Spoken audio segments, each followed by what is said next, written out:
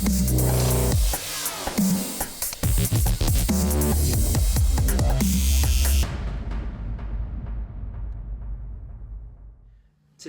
is not about a technique. It's about how you guys put those techniques together and what you're doing with them. So consider this somewhat of a lecture and somewhat of something to consider every time you spin. Now when you're spinning, I've noticed there's quite a few people that once they get the technique down, they're done. But don't stop there. Once you get a technique down, you've just begun. Okay? So for instance, the front to front hand roll is a great motion, but there's a lot of ways that you can change the accentuation of a front to front wrist roll, whether you slow it down and speed it up, or whether you turn it into an anti-spin, or whether you even add an extra hand before you go into it. These are all tempo variances and space variances that create different effects with the chucks. Now if you think about an author, we all use the same words. Authors don't use different words. Even if they discovered a new giant word, most people don't know what that big word is. So it's not necessarily how complex your chucking is not going to make everyone like the most fascinated unless they're wordsmiths or chucksmiths as well. Then they'll have full appreciation for it. But the thing that is important to know is not necessarily what you can always do, but what you do with it. So I wanted to talk about a few things, especially like when you're recording, okay? So if you do something intricate, if I do something really intricate with my chucks, the one thing I like to say is the more intricate it is, the smaller it is, the closer I want to be to the camera. The reason for this is the same as if I was in if I was doing a show, for instance. If I was doing all this little intricate work, the farther back I go, the less you can actually see what's happening. And I don't really have a good explanation. Like, you can't really tell really. But if I was 100 feet back doing these same motions here, you're not going to see a whole lot. You're going to see this thing whirling around, but you won't be able to tell me exactly what's going on. But if I all of a sudden am able to get close, now intricacy becomes a very important role. Do you understand? So in the same way of performing, depending on the size of your venue or how far away they are, you're going to change your techniques. When I want to really showcase something that is difficult for the eye to see, I get a little closer. And when I get back, the farther back I go, the bigger the audience is, and the farther back they go, the more I want to use footwork and full body motion, because they are going to see the full body connection a lot more. This also goes for when you are recording videos.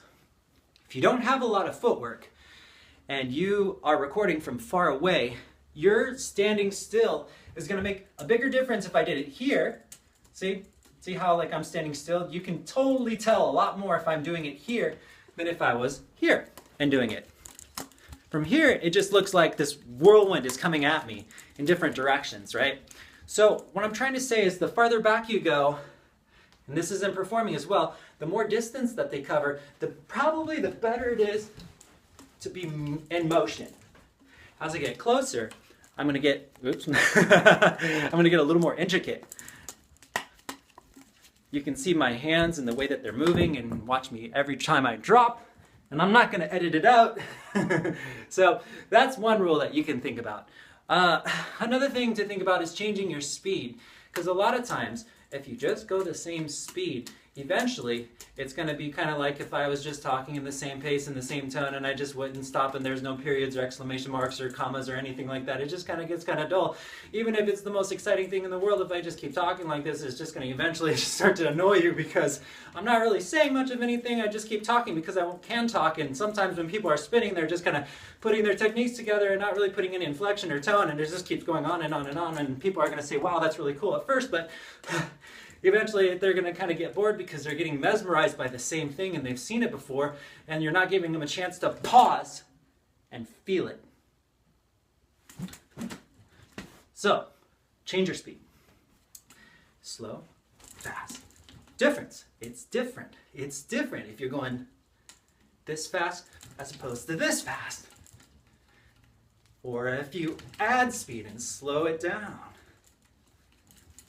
Same movement, but your tempo can change it too. So now you can play with, we stop, we go fast, we stop, we go smooth,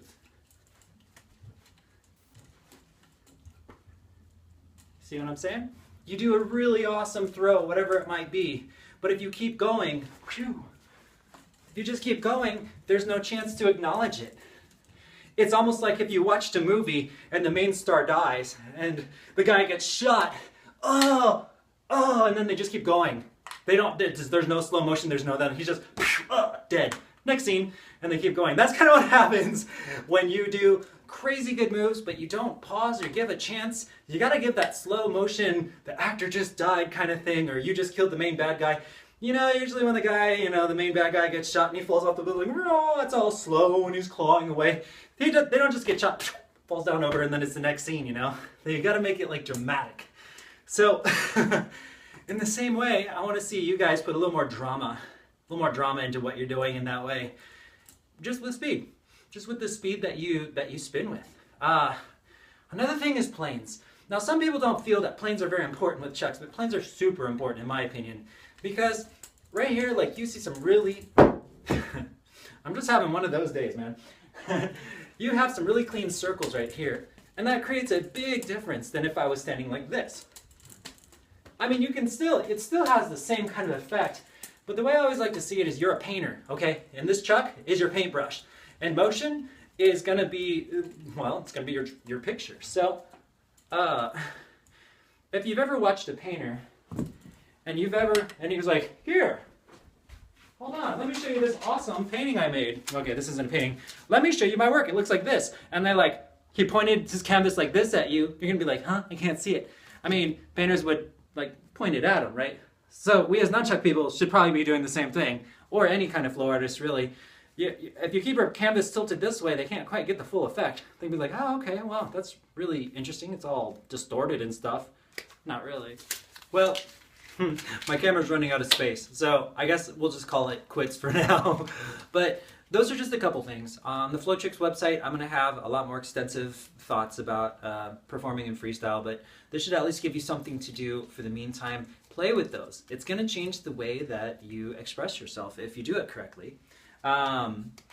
Just remember, just see the way you flow, like the way I talk. It's not just one consistent blur of talk. I stop. I move my hands.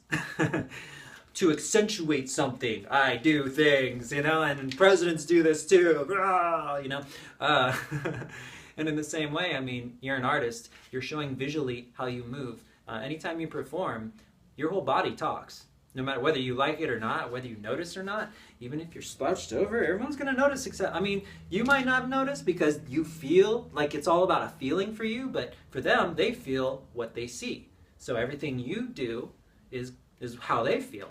Now you feel how you feel. You feel whatever the kinesthetic motion is that's happening. But don't forget, anytime you perform or record, that all they can do, they don't know what it feels like to do a hand roll unless they've done it.